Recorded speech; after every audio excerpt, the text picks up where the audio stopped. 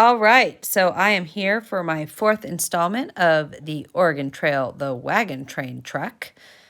I had the title wrong all this time. I kept saying Wagon Train Wreck. So clearly I wasn't doing my careful close reading, but now I've got it correct. So I didn't get as many votes as I would have liked, but almost all of the votes except for two said that they wanted me to go.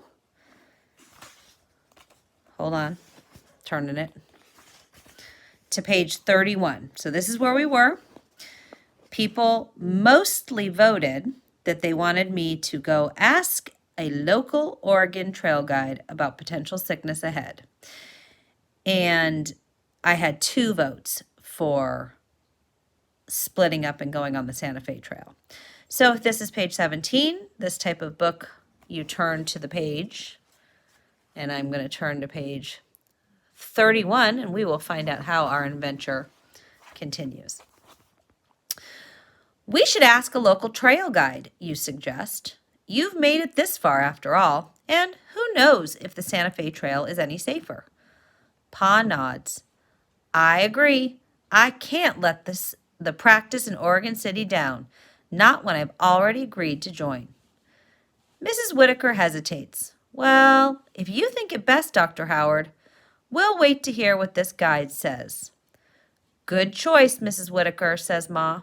Splitting up the wagon train is not a great idea. We're safer if we stay together.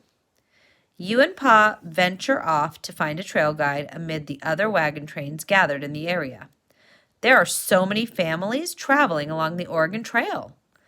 Some wagons are overstuffed with items, so full they look like they might burst. You recall what someone in Independence told Pa and Ma, not to overfill your wagon with valuables because you'd probably end up tossing most of them anyway. Many pioneers shipped valuable items around South America and up past California to Oregon City. Your family had to ship Ma's precious grand piano in a huge boat, hoping it will meet you there. Finally, you come across a man named Captain Carter. He tells you that there is a concern for sickness ahead. I'd take a different route. Carter chews on a blade of grass. Cross at the Wakarusa River and head on up to Big Springs past Mount Oread. Some folk around the Wakarusa crossing, Some folks avoid the Wakarusa crossing as there's no ferry yet. But take it slow, and the going might lower your chance of running into trouble with the sickness. And make sure your food is cooked and your water fully boiled for you drink. Of course, thank you. Pa shakes the captain's hand before you head back to your own wagon.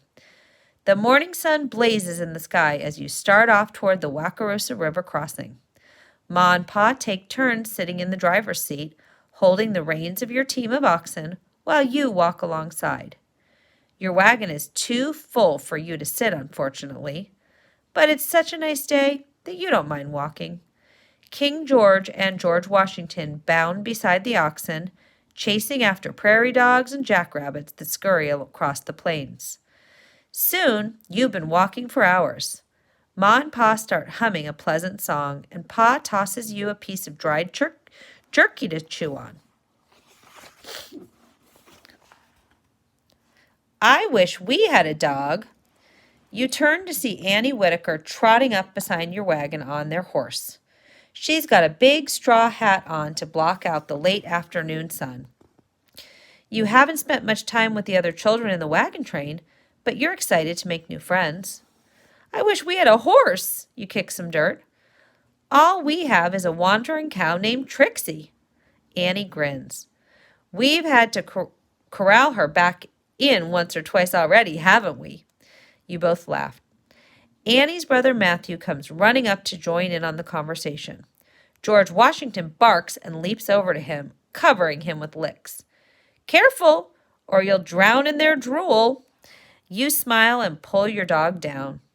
Matthew laughs and pets George Washington's head. Hey, look, he points past you, the Wakarusa River. You turn and see a thick grove of trees that dip down sharply among the patches of limestone rock. Then you hear the sound of rushing water. Let's go see it! Matthew rushes off. You start after Matthew and Annie, but Pa's voice stops you in your tracks. Wait! We're stopping here to unhitch the oxen to let them feed before crossing. Don't run off. You'll make them nervous. But Annie and Matthew are already bounding away down toward the river. You want to prove that you're just as brave and adventurous as they are. Should you follow them? Okay, here are our choices. If you wait until Pa has unhitched the oxen, turn to page 155. If you run after Annie and Matthew, turn to page 43. Okay, so that was a pretty short read. Please leave me a comment somewhere and let me know if you think we should wait for Pa and go to page 155, or if we want to run after Annie and Matthew and turn to page 43. The other thing I'm curious about is this Wakarusa River. So just so you know, I'm reading through my phone. So that's why sometimes I'm having trouble seeing the words and I'm stumbling a little bit. But I want to know if this Wakarusa River is a real place. So I'm going to go look it up and check that out before we meet again. I'm wondering, maybe I'll look on Google Earth or I'll look on a map. I'm not exactly sure. If I go here, let's see, they left Independence, Missouri. Kind of not seeing anything that shows me a river. Wait, there's some kind of a river. Hold on, I gotta look without my phone blocking me. No, okay, I see Snake River there. I don't see anything that gives me a clue about this Wakarusa River. I don't know where it is, what state it's in, or anything. So anyway, I'm going to go look that up, and I will be waiting to hear back from you about our choices, and I will read again tomorrow. Okay, I hope you guys are having a good night, and we'll read again tomorrow.